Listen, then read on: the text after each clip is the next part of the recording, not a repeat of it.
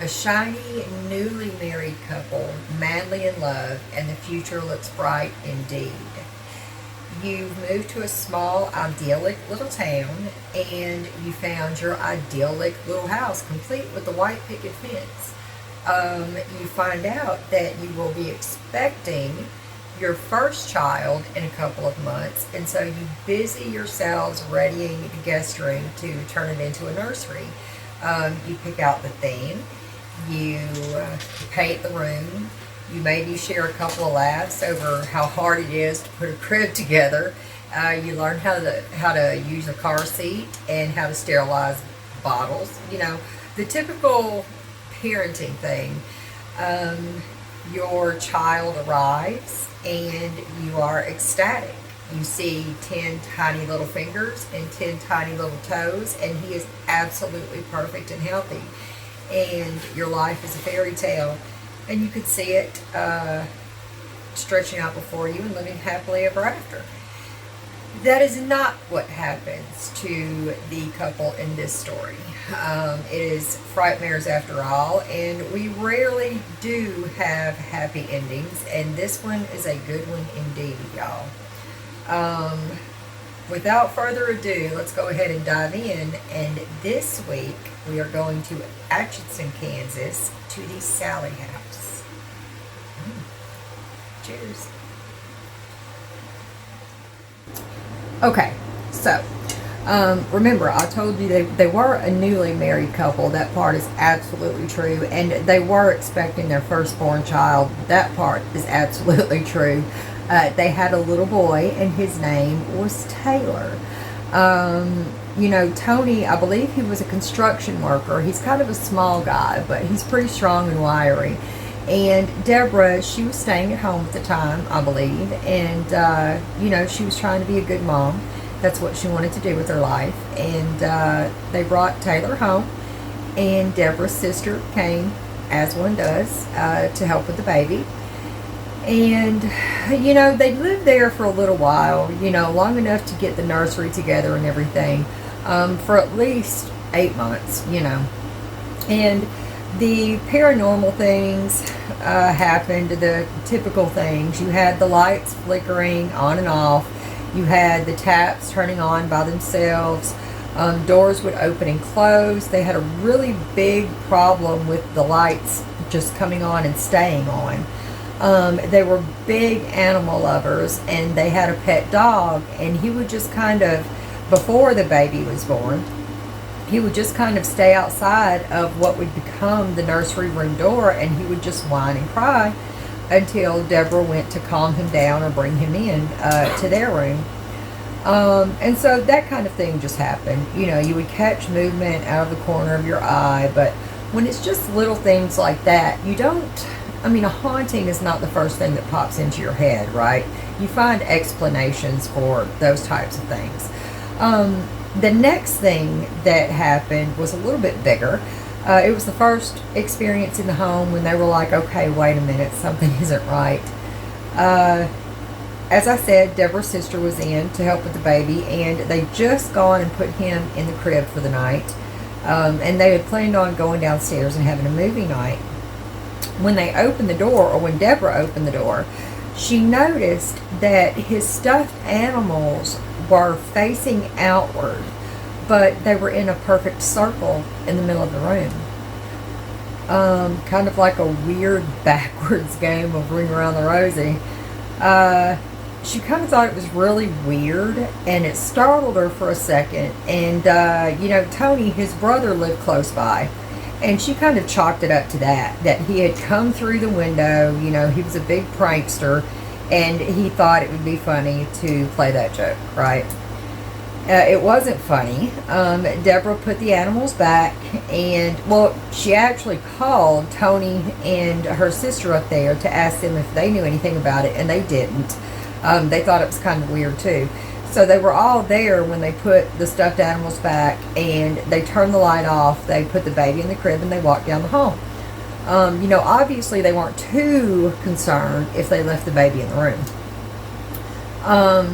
They heard a clicking noise, and Deborah saw that the light was back on. She had had the door cracked.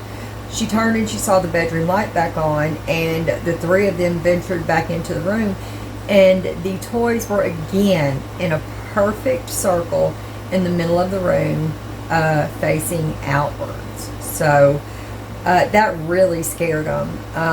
Tony, he held pretty fast to his religious beliefs, and any kind of paranormal activity then wasn't attributed to anything good. So it scared him. They immediately got the baby, they packed up his things, and they went to the grandparents' house. When they got there, Tony was actually in a lot of pain. He thought that as they were leaving the house that he had scratched himself on something. His back was kind of burning really badly. And when he raised his shirt to ask Deborah to take a look at it, she just kind of gasped because his entire back, it was just scratched. It was little thin scratches, almost like a cat got a hold of them, right? If I can find pictures, I'll insert them so you guys can see what I'm talking about like I usually do.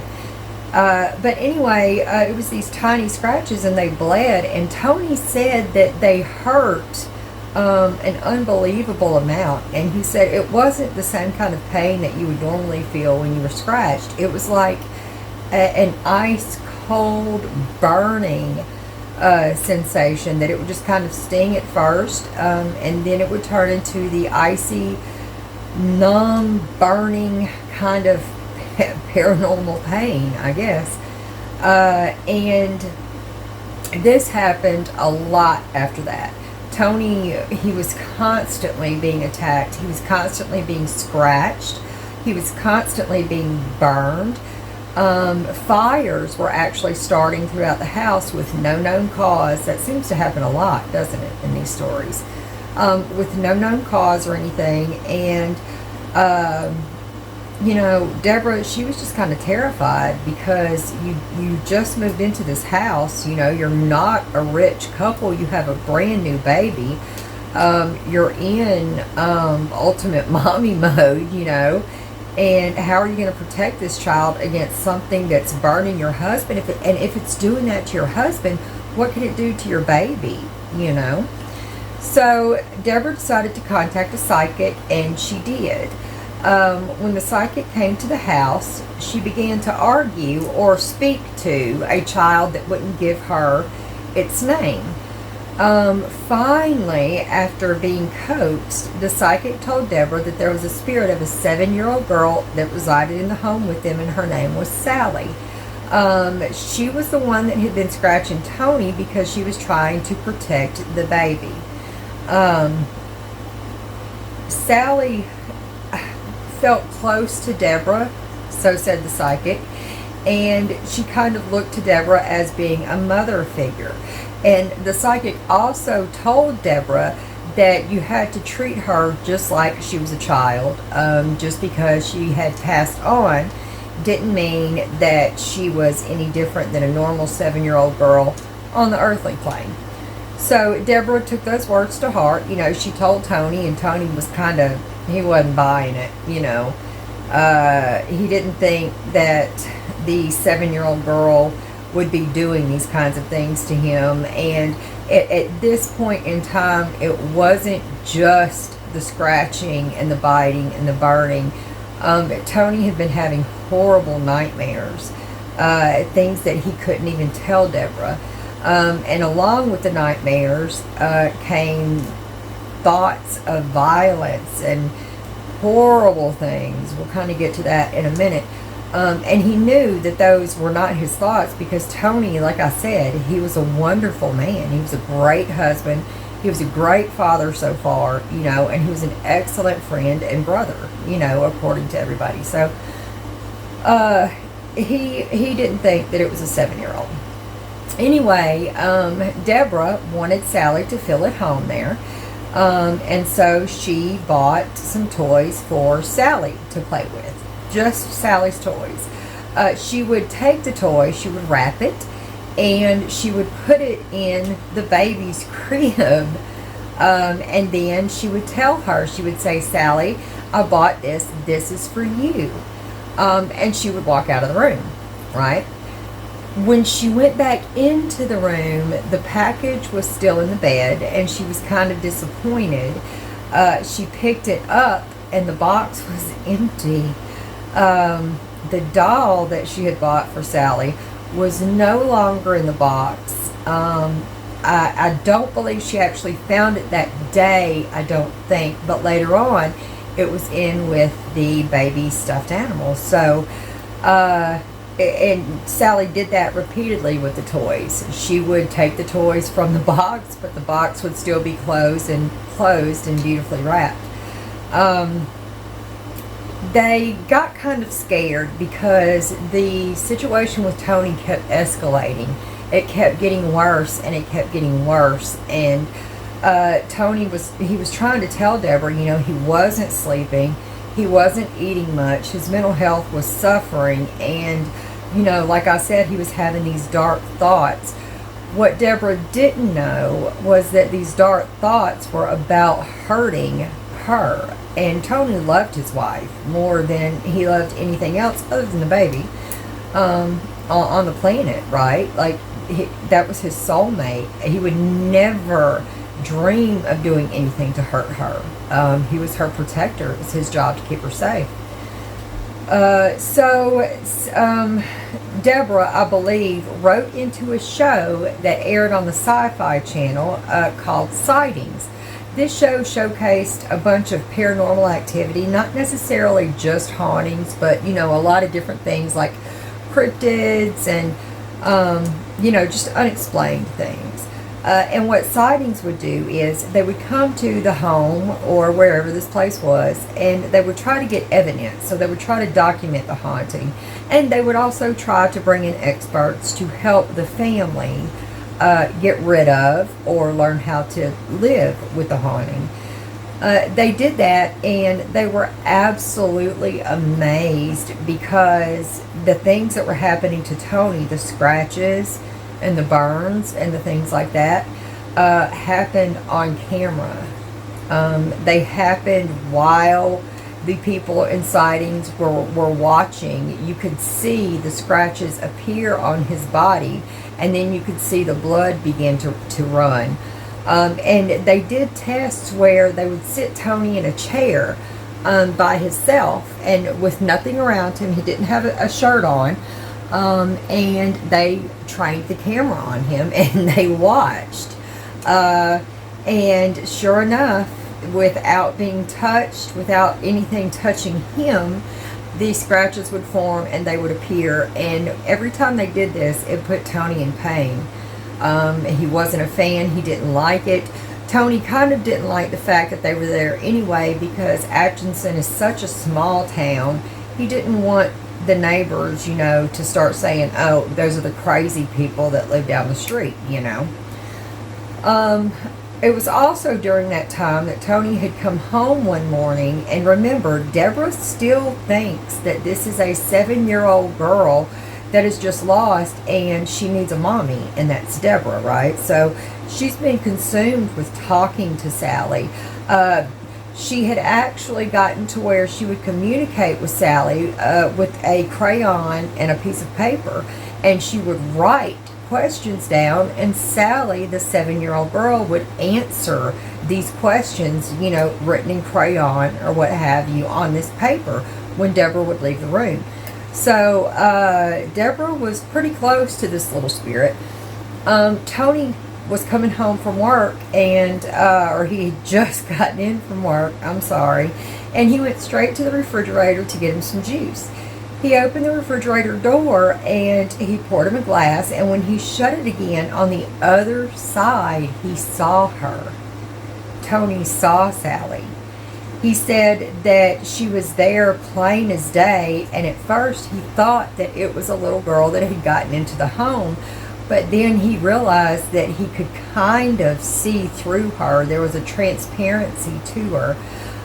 It had also, there had formed a cold spot, but the weird thing about that is, he says that the look on Sallie's face was like she was just as surprised to see him as he was to see her. he immediately ran upstairs to, telling Deborah, I saw her, I saw her, I saw her. He jumps into the bed and Deborah's like, you saw who? And he says, I saw Sallie. I saw her. He described what she looked like. She had curly hair. She had a big bow in her hair. She had big, beautiful eyes, and she was wearing a white Sunday dress like you would wear to church. And Deborah was kind of aggravated because her first question was, why would she show herself to you? You don't like her. I'm here. I want to see her. I want to communicate with her, and she's going to show herself to you? That doesn't make any sense, right? Tony's brother had also been looking into the paranormal, and he had said that he read if you took pictures in certain places in a home or whatever, that a ghost would show up on film. So they did that. They got a camera. Now this is back in the 90s. So they got their camera and they walked around the house taking pictures. What developed on the film was this, what they say, this hideous, ugly, just spot thing. One of them was, as they were going up the stairs, Tony just got this stinging in his back again. He told his brother to take a picture, and he did, and I hope I can find it. If I can, you'll see right here what they caught.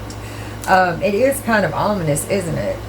They thought that maybe it was just a problem with the camera, so they took it to, I want to say, their local, you had like Kinko's and stuff back in the day. It might have been one of those types of places where they do the photo copying thing, and or developing, whatever it is. And he had them look at it, and they looked at the camera and everything, and they said that as far as they could tell, it was on the negative. So whatever this thing was actually there. And then they caught the same thing in other parts of the home. It kept escalating. Tony, he was trying to be nice, but he was lashing out, as they do in these stories, more and more often. Peter James, a famous psychic, had been coming to the home with the sightings producers, and he, again, said it was a 7-year-old girl.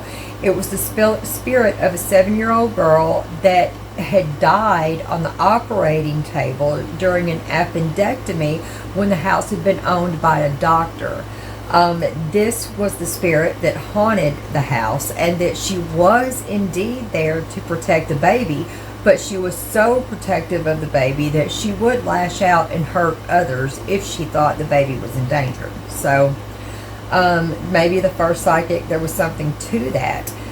When Sightings was filming, when they would be there, because they visited several times, a lot of things escalated.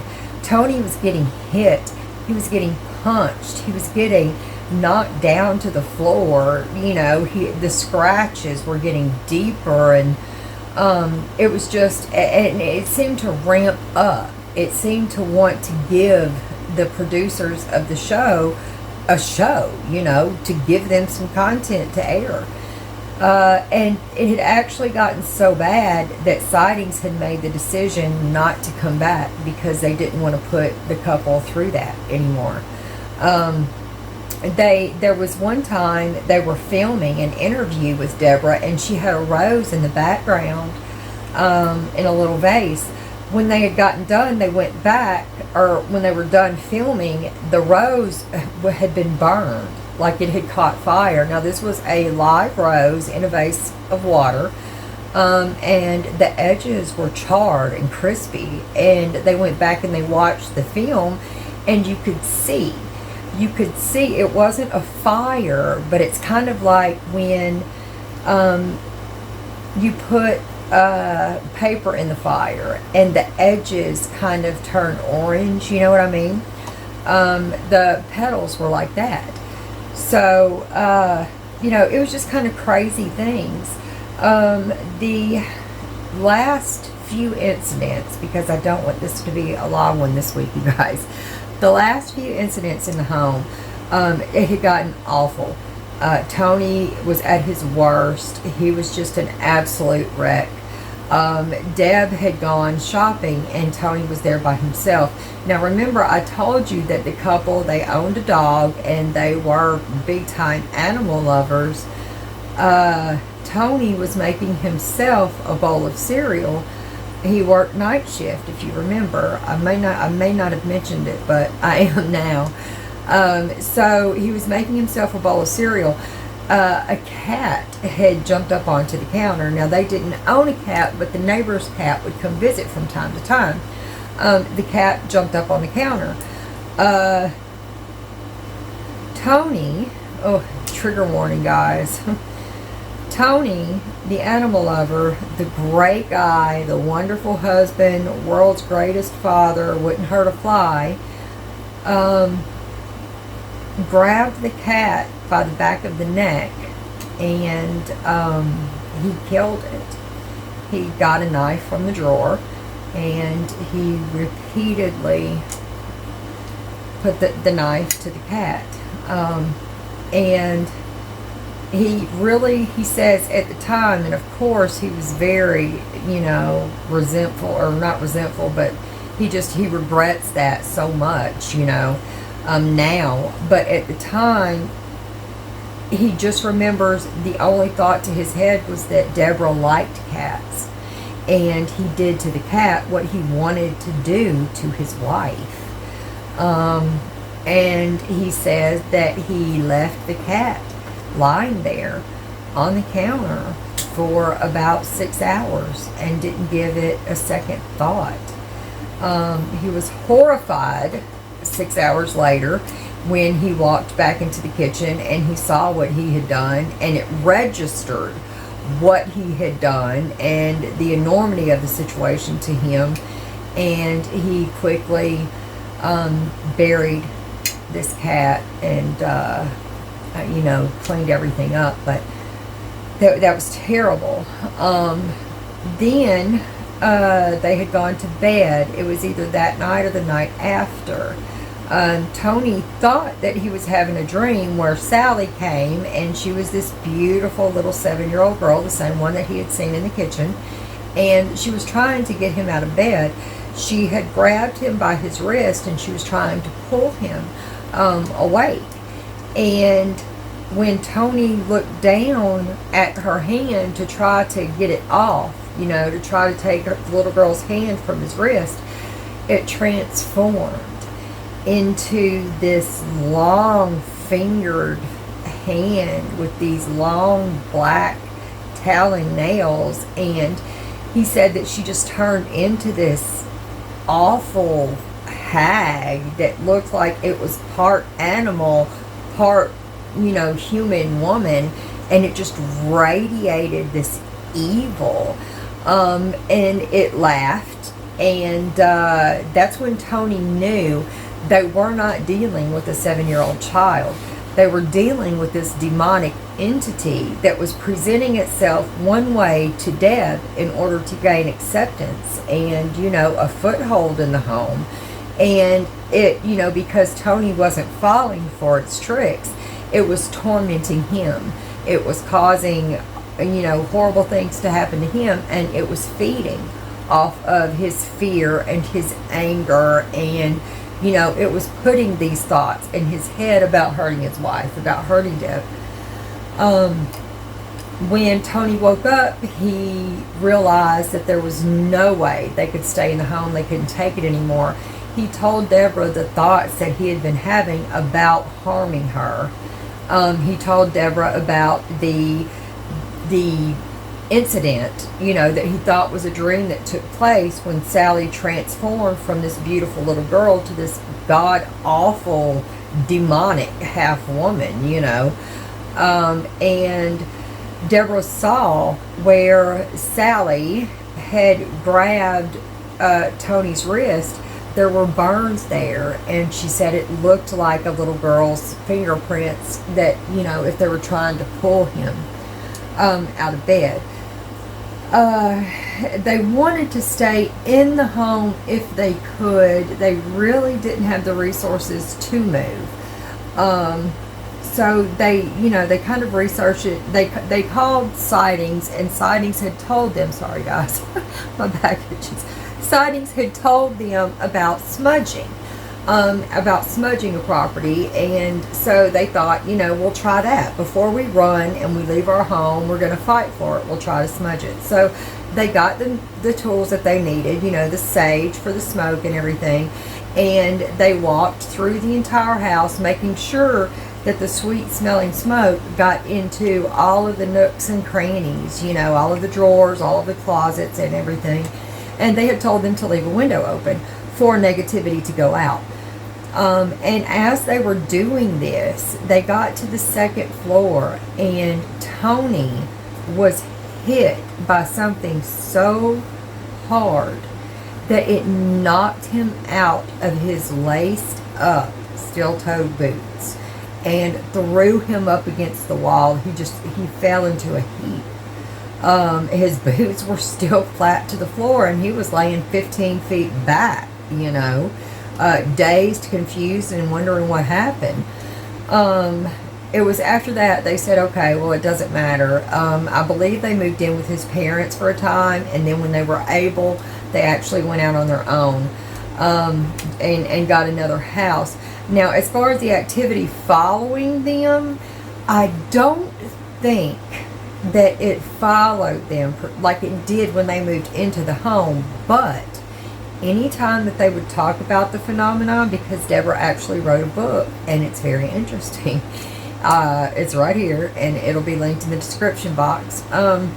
But anytime they would talk about it, anytime they were interviewed or they went to these conferences and they did talks about the topic, sure enough, things would start happening again. Tony would start being attacked again with these scratches and burns and things like that. And so they used to go to the house and take investigators to the Sallie house, and they had to stop doing that because, it got so bad then too. With Tony, he actually got thrown back up against the wall again with such force that he thought he had broken a rib. It was while they were at the house with an investigative team, and they were working with the Ouija board. So sure enough, Tony was attacked. They did catch disembodied voices. There's a lot of evidence, y'all. I'll try to see what I can find that I can put in the video for you guys. But that's it.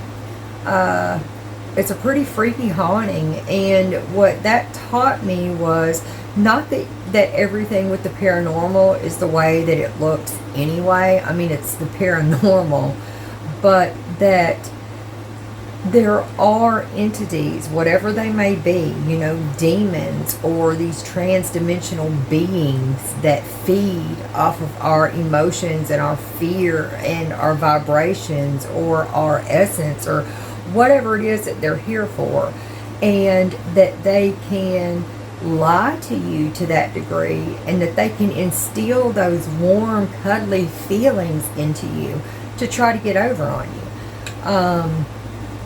That scares me. I don't like that. That's almost, it is a manipulation. It's a form of control. And I don't want any, especially something like that, manipulating me and trying to control me. If you want to make friends, you do it the good old-fashioned way, right? You don't, do things like that. Unless you're a demonic half animal woman, and then I guess you do whatever you have to do, because it's probably pretty hard to make friends in that case. But that's it, you guys. I really appreciate the fact that you stayed with me. I tried to do that one out of memory instead of, taking all these notes and everything. I hope that you enjoyed it. I'm trying to make them a tiny bit shorter. There's just usually so much to them. But yeah, go check out some of the resources that I have listed in the description box. And what do you think of the story? Have you heard about it before? Do you think, or have you heard of bad spirits, inhuman or human, that disguise themselves as something warm and fuzzy and they're really not? Have you ever had an experience with something like that? I would love to hear it if you have in the comment box down below. So, anywho, I appreciate it. And until next time, you guys be good, say your prayers, send out good vibes, and always try to stay in the light. Bye, y'all.